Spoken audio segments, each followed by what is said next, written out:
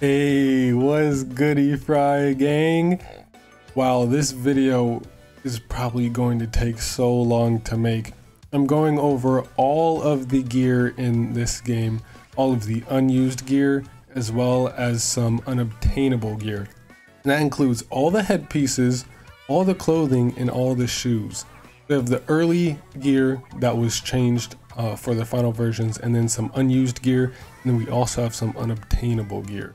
So there is quite a lot to make, and a lot of y'all have been saying in the last couple videos that y'all do want to see longer videos, like hour plus videos of this, which I don't mind making. So it's just that they might take longer to make, so I might have to take 2 days to get these longer ones out instead of one like I've been doing. So this one might take a couple days, but we're going to start with the headgear. So for the sake of time and as well as my sanity, I'm not really going to be talking about a lot of these, especially if they're the same as the final version, which is barely anything tweaked. But I will chime in and talk about stuff that's massively different or has enough of a difference. But other than that, I'm gonna kind of just show them on screen with a side-by-side comparison and the name of it. So just to make everything flow a lot easier and not to drag it out too long. And just as a disclaimer, this video will have Splatoon 3 gameplay in the background for the majority, if not all, of this video, because I don't have a lot of Splatoon 2 gameplay and I didn't have enough time to record it. And as we all know, it's going to take me like 3 years just to get a single match because the servers in 2 are just so dead. So I will eventually get some more Splatoon 2 gameplay. I was also thinking of just like having y'all come into a private lobby and we can just fill up a private lobby and just play together like that for some content, because that would be really fun. And then we could all just be in a big Discord call or whatever y'all want. But that would be pretty cool, being able to just play with y'all and just have that in the background, because still got quite a lot of Splatoon 2 videos to make. So if y'all are interested in that, let me know. I'll have my Discord and Twitter in the comments, I guess. I'm gonna have to make a new Discord since I'm using the one from my main channel, my main account. But anyway, if y'all are interested in that, just let me know on Twitter or Discord and we can get that set up. Something I forgot to mention in the last video is that we actually have an alternate like mid-development layout for Gobi Arena, and in here we can see it just looks more of like an outdoor basketball court than an inside one.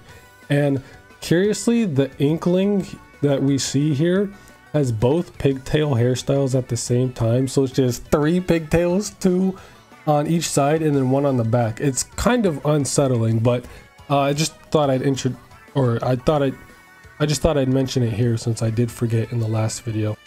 So first we are starting with early headgear. So all of these are the designs that these headgears had before the final game, and a lot of them are pretty different while some of them are relatively similar to what they have in base game. So there's not too much to go on, just the different designs. So a lot of these aren't really going to be anything interesting. I will talk about something if it's substantial enough.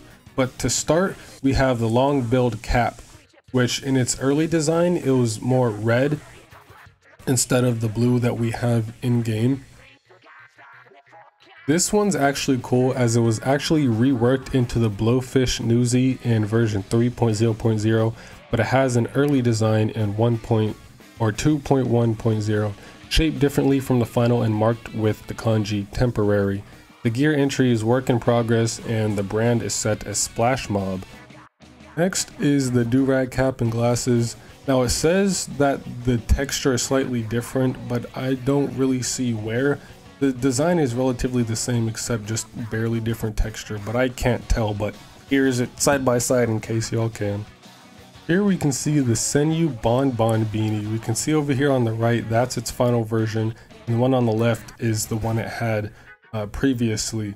So it was changed quite a bit. They gave it pins, they added pins to it and the little grooves in between. You can see like the pattern of the grooves in the beanie, but other than that, it's still relatively the same.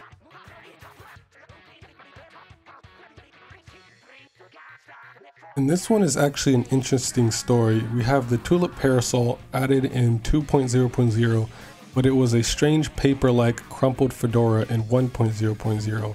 It has no gear entry, and this headgear is strange in that it's placed far too high up, and so it floats over the player's head. The textures are brown, but it seems to render a completely white in-game normally due to the emission intensity material flag being set to max.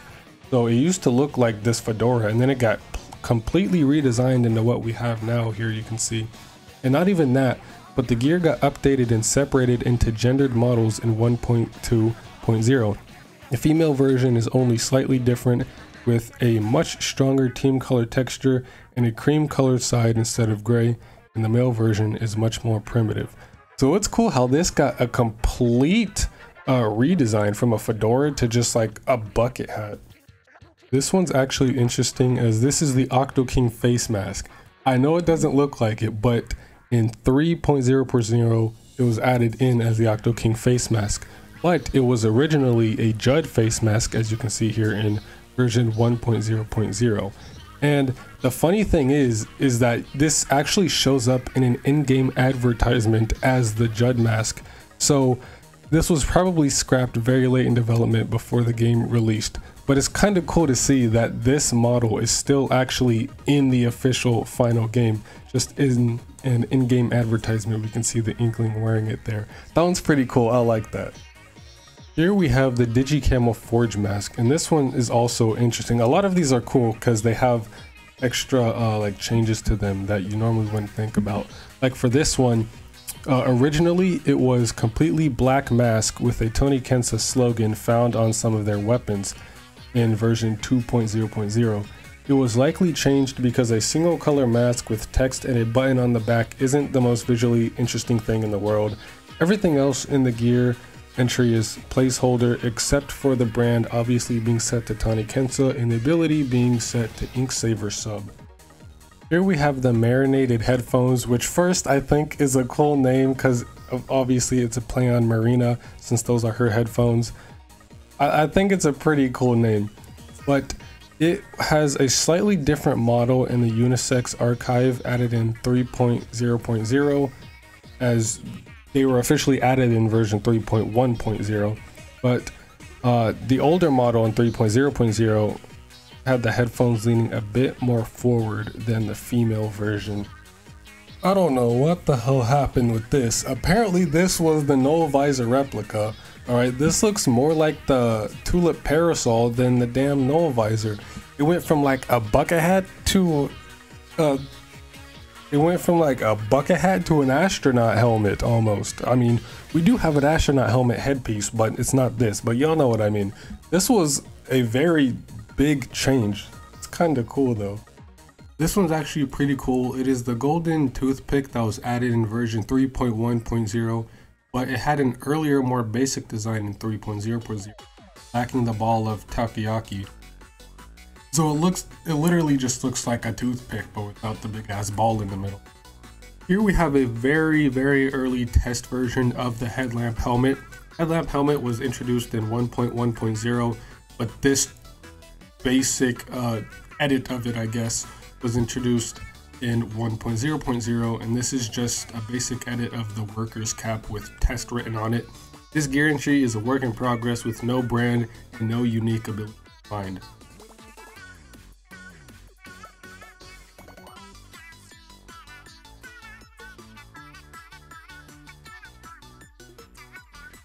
Here's another interesting case of a big revamp.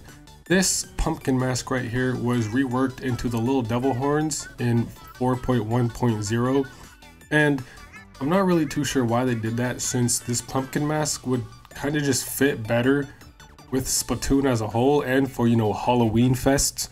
I'm pretty sure a pumpkin mask would fit better than some devil horns. Halloween's all about pumpkins and shit. But either way, I like the devil horns that we have now, but it would have also been cool to have this pumpkin mask in game.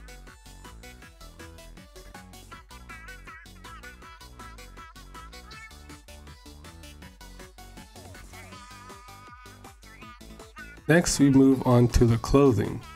Here we have the fresh Octo tee.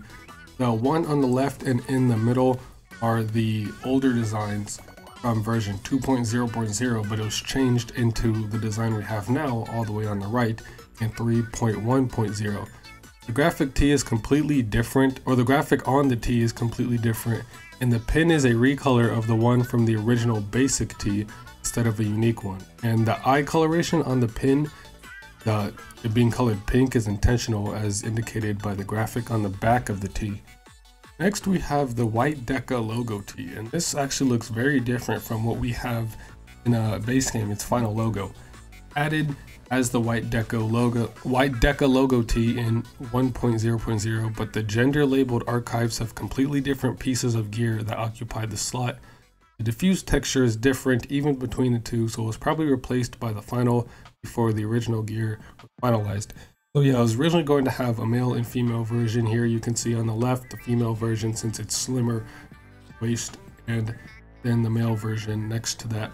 They also had different text, and the text was also different colored, as well as the zinc logo down on the bottom right was also different. Another huge remake is the Anaki Pulpo Pick tee. What is it with these names? But it was added in version 3.0.0, but it was a completely different blue graphic tee in 2.0.0. The brand tag being covered on the bottom right means this wasn't worked on very much before being replaced, since the texture couldn't be refined to even include a brand tag. So the gear entry is a work in progress with no unique ability to find and a placeholder price. So this was changed very early on, since you can tell by how different it looks and without the logo, placeholder price, or anything like that. This one is still relatively similar to the base one, but this one is supposed to be the Mrs. Shrug tee, and as you can see, it has the Mr. Shrug tee in the logo. So I'm pretty sure during development they noticed that and just changed it. But that looks like really to only be the only that looks like to be really the only change for this one. It just had the wrong logo on it. In version 3.0.0, we got the League tee on the left and the Friend tee on the right. They are both additions to the Guddle Gear set in 2.0.0, and the first one actually using a pink coloration similar to the main Octo expansion pink. I don't think that has really any correlation, but I thought it was a nice detail to add. And if you notice with both of these graphic tees, they aren't contained within a circle like the rest of the Guddle Gear tees. So there's a couple interesting things about the Tentatek slogan tee. Obviously, first, the design looks very, very different, but it's actually a reversed version of the Crustware XXL using the standard tee model with a tag. Even more weirdly, the BFMDL is labeled with TES053, so it's unknown what slot the Crustware may have originally been used for. But the current label for this is TES054, and TES053 is actually the Friend tee that I just talked about in the previous section. So that's pretty interesting. These two are actually kind of weird. First, here on the left we have the black Guddle Gear LS, and you'd assume that the one on the right is called the white Guddle Gear LS, but that's actually not the case, and these aren't even Guddle Gear according to the files. For this first one, the black Guddle Gear, it oddly has a Guddle Gear tag on it, but it's set to Anaki in the files. So that one's kind of strange.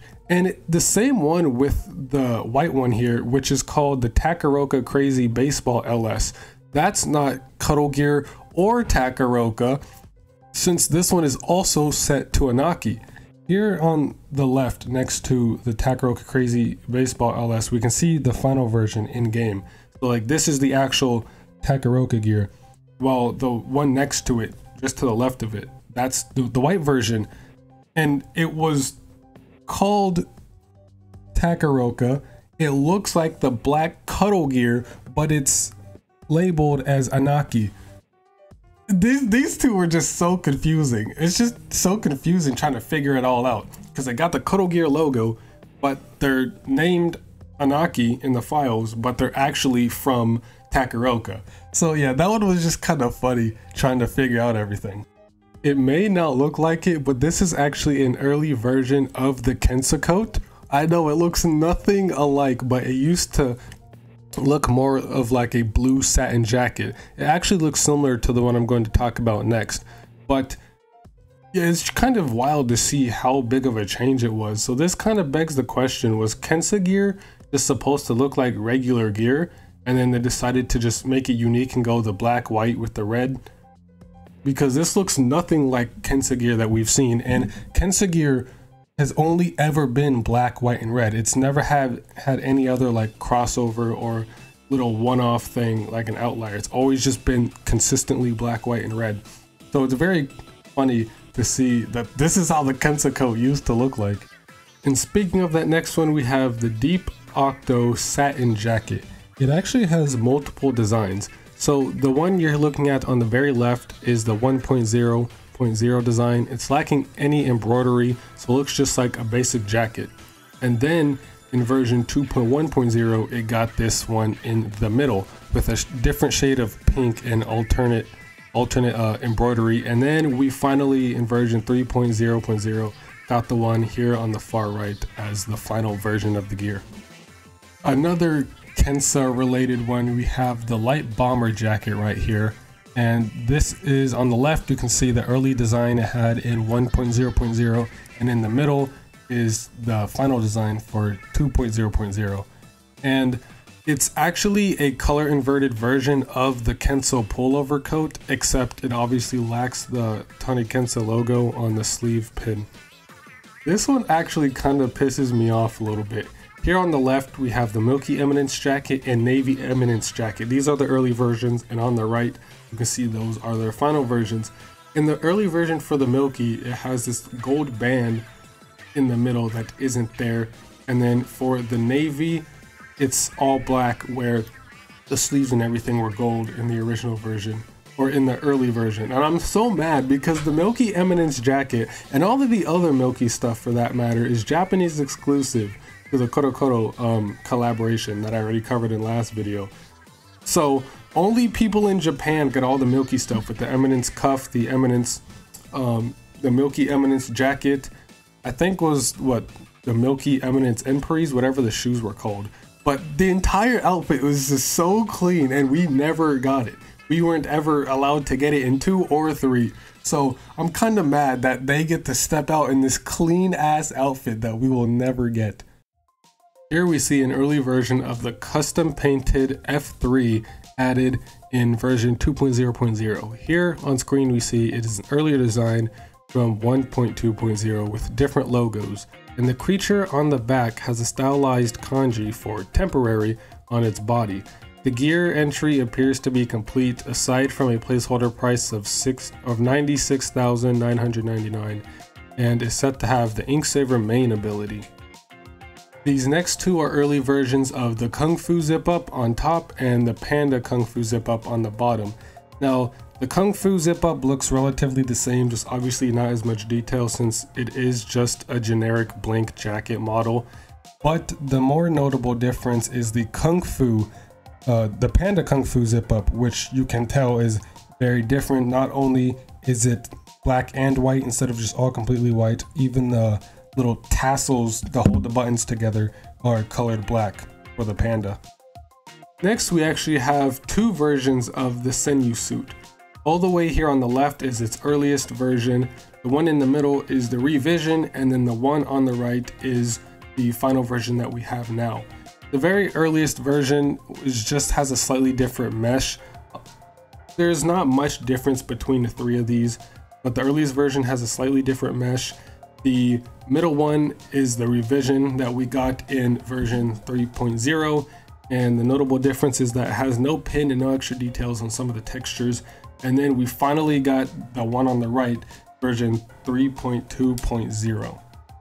Next, we have the fishing vest that was added in version 2.0.0, but in its 1.0.0 version, it looked more like a generic silver and green vest. So nothing too insane. It looks more just like a hoodie, but with a platinum vest over top of it, whereas in the base game it looks like an actual vest. or fishing vest at least. Here we have the Hot House hoodie, and it's actually gone through quite a bit of change. Now again, like the one on the left is its earliest version, the one in the middle is its revision, and then the one on the right is the final version. Now it looks, they went from camo to more of like a tropical flower type of feel, and the first one on the left was its 1.2.0 version, and the gear entry is a work in progress with a placeholder price, and the brand being Firefin with the ability being special power up. Now it got a revision and updated in version 2.0.0, having even more uniquely colored sections and keeping the same splotchy theme, with the blue changed to a cream.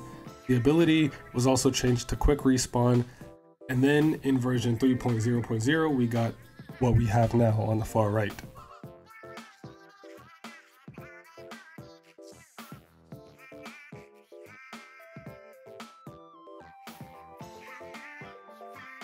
Just like the Null Armor visor, the Null Armor replica also has a different design, the earliest being on the left, the revision in the middle, and the current on the right. Instead of just saying that every time, I mean, I'm sure y'all already know, when I have the three pieces, it's going to be the earliest, the revision, and then the final, so I don't need to be saying that every time. But its earliest version was in 3.0.0, and then the one in the middle actually was also in the same version, 3.0.0, so they changed it relatively soon. And then we have the final version, which came in 3.1.0. The only difference between the revision and the final is that the mesh and textures are just slightly different. So here the Squidor polo on the top and the Inkerlight vest on the bottom use the same test placeholders with just different colors. So I think that's interesting how even though they use the same placeholders, they actively went and changed the color of the second one to go more in line, or at least to tell the difference. I guess that's why, is so that when they see them together, they don't get confused of which one is. So I guess it makes a bit more sense, but obviously just a version later, they were changed to their original designs, 1.0.0, 1.1.0.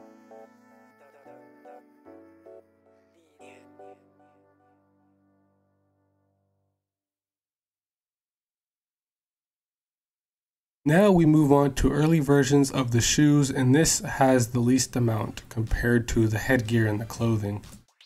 Here we have the suede gray lace-ups that were introduced in version 3.0.0, but they actually used a less detailed version of the suede nation lace-ups in version 2.0.0, and the gear entry is work in progress and the brand is set to zinc.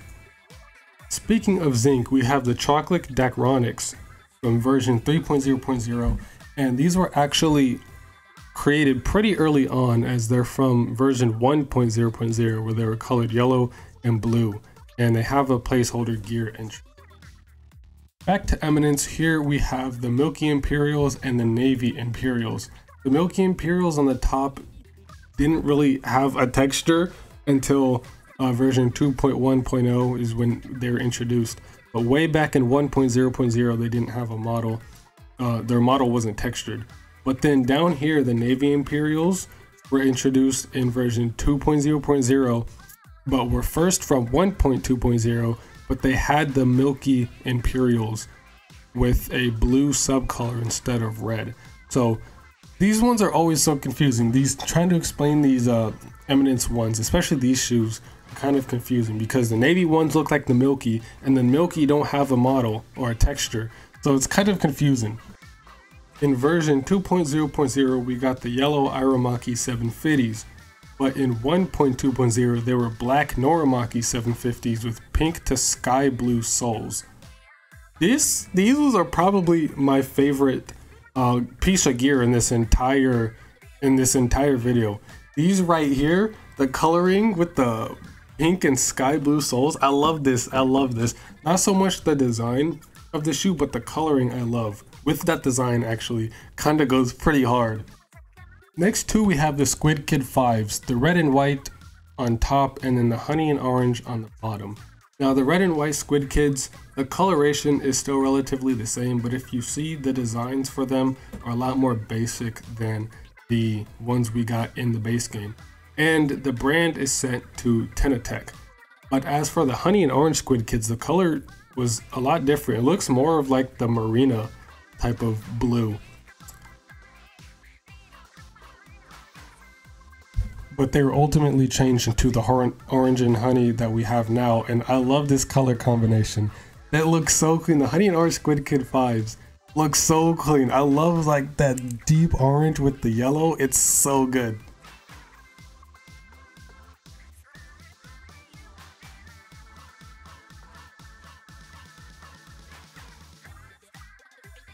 Here we have the Anaki Tigers introduced in version 3.0.0, but in version 2.1.0 they were a light brown colored version of the Anaki Habaneros.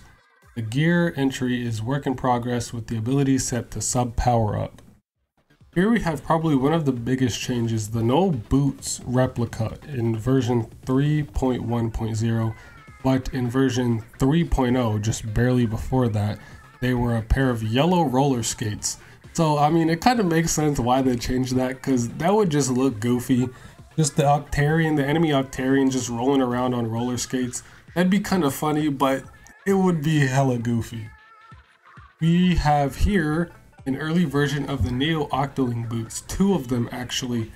This first one we see on the left, it's the one we have now except lacking the belts and with much more basic texture. And then the one on the right is an even earlier version than that, but we only have a texture for that. It just has the text new found on it.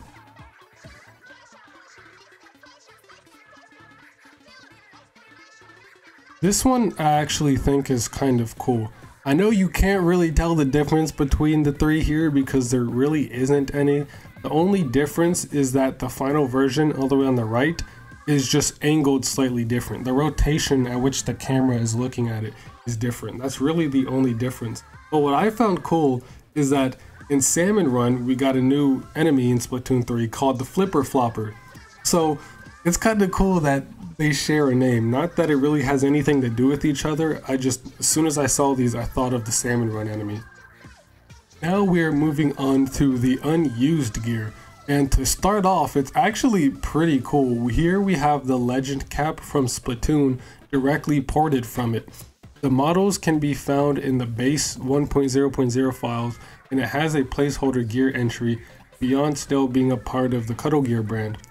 This gear is a special case in that it actually has a name entry in the message file, which means it may have been shifted over to a Salmon Run reward fairly late in development.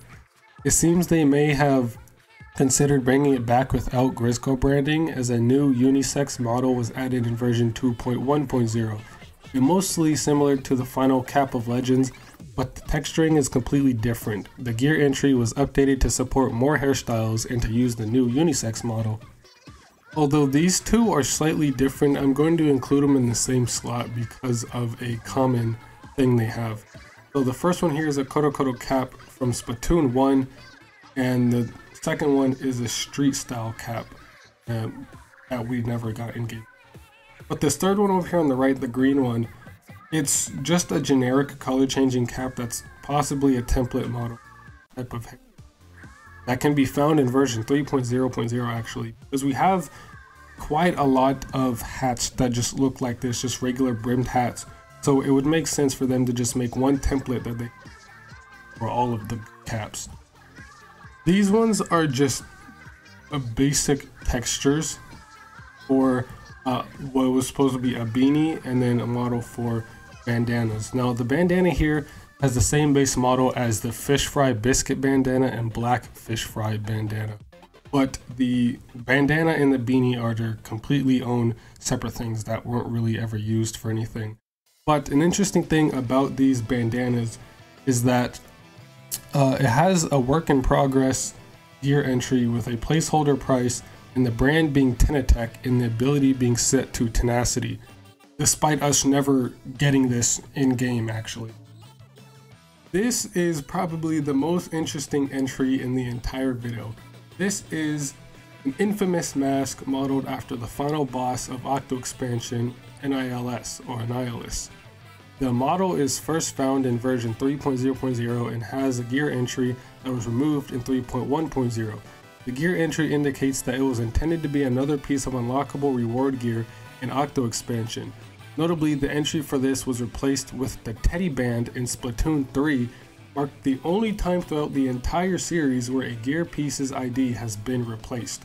So, I know this has been covered before, but this mask would have been really cool to have in the base game, and it could just be used to show that you completed Octo expansion, just like, you know, being able to play as Octolings in Splatoon 2. So, not really sure why they took this out. It would have been a cool mask to have. It would have been kind of creepy too, to like get splattered by someone and then you see them wearing that. That would have been cool. But unfortunately we didn't. And even the name, this is kind of off topic, but the name for the statue, NILS, kind of sounds like nihilist.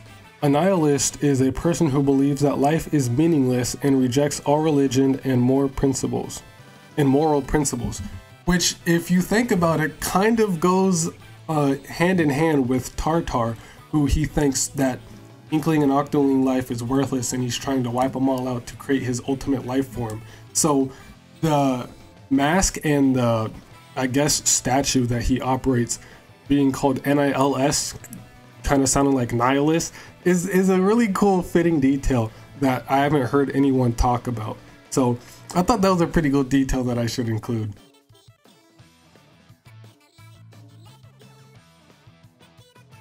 Okay, so I just showed a lot of just test stuff since, I mean, I didn't really have to explain any of that.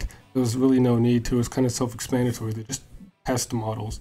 But these next ones are actually so cool. They're actual real-life collaborations. So the first ones here on the left are Nike collaboration shoes made for the Japan newest versus most popular Splatfest added in 3.0.0. They're a replica of the real-life Nike Air Max 95s that were only used in a promotional render alongside an unobtainable shirt.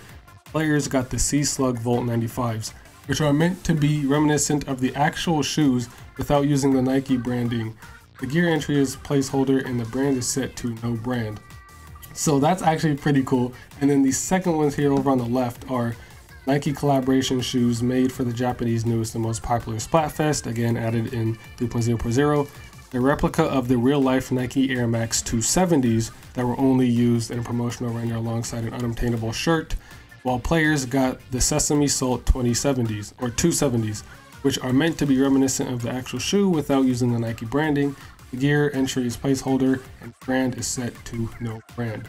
So it's really cool that we got actual Nike collaborations, yet we never got the actual shoes in game. Like, if we actually did get these, bro, I'd be wearing the shit out of these the Air Max 270s right here on the left or on the right. That coloration, I love the white, black, and like turquoise color. I guess that's why I like Marina so much. That color combination is very clean.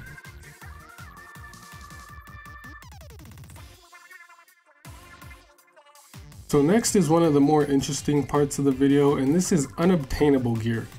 Now, while the developers only ever released the Octolead goggles through Salmon Run, leftover files indicate that the rest of the Octolead set was planned to be released as well.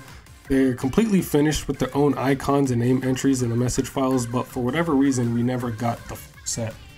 Also, the only other non-promotional gear from Splatoon aside from the Octolead set that was never released was the Tentacles helmet. Oddly enough, it was shown off in the trailer for 3.0.0, indicating they had plans to release it. Just like the Octolead set, it's completely finished with its own icon and name entry in the message files, but again, for whatever reason, they never released this one. As for more Octoling stuff, even though the Octoling shades used by elite Octolings are never meant to be used by players, they have their own icon for player usage. And even more curious, when they're forcefully equipped, the game seems to intentionally block the kelp physics. So I'm not too sure why the game is so hard pressed against the Octoling shades here. And these three pieces are kind of iffy. They're a little confusing. But while the gear itself technically isn't unused or unobtainable, as it's used in scenarios where no specific gear is called for, all three actually have real gear meshes set to not display. These pieces of gear likely date back to the well-known rabbit prototypes of the original Splatoon. So, putting this on hold for a second, if y'all don't know, Splatoon went through a lot of development, as we know. But some of the earliest concepts for Splatoon, the original game, was that we were originally supposed to play as like rabbits, like rabbit animals. And then once that got shot down, they were going to opt for Mario characters, and you can actually see a screenshot of Yosh here in Splatoon, which is just so funny. And then eventually decided to reside on the squids and octolings that we have now. But even before that, there was this other different type of design for the squid that just looked kind of off before we finally got what we have now. So these three pieces of gear were created way back when we were supposed to be playing as fucking rabbits. That's so insane. And these hidden meshes are in the first game's invisible gear as well. The visor except in a different color and can be seen in the development screenshot. Oh damn, that's actually really cool. That you can even see on the visor there is like a little rabbit pin to kind of just show how old these pieces of gear are. Oh my god. So I guess these are going to be like the default gear that we start with. You know, whenever we start a game, we have the default gear. And I think this visor was going to be that. And the fake contacts also have a hidden piece of gear, that being the original game's white headband. And there it is. It's finally done. Every single piece of unused or changed gear in Splatoon 2, at least as far as this source goes. Who knows, there may be a lot more that we just haven't found yet, or maybe I'm not aware of. But as far as I know, this is all of the unused and unobtainable gear from Splatoon 2. Goddamn, this video took forever to record and is gonna take even longer to edit. So hopefully the wait was worth it. I know I went like a day or two without uploading, and I wanted to get this video out sooner, but there's just so much content that it took a minute to make. So I apologize for taking so long to drop this one, and the next one is probably going to take a while too, because spoilers, I will be covering like unused animations and actors and all of that in the next video. So that one might take a while too. So thank y'all for being so patient and waiting for this video. Hopefully this was long enough for y'all, and if not, I can make longer ones. I don't care, all right? I just love making this content for y'all. But yeah, that's really about it for this one. I'm going to go start working on the next video now. So that's really about it. So see you next mission and play some goddamn Splatty.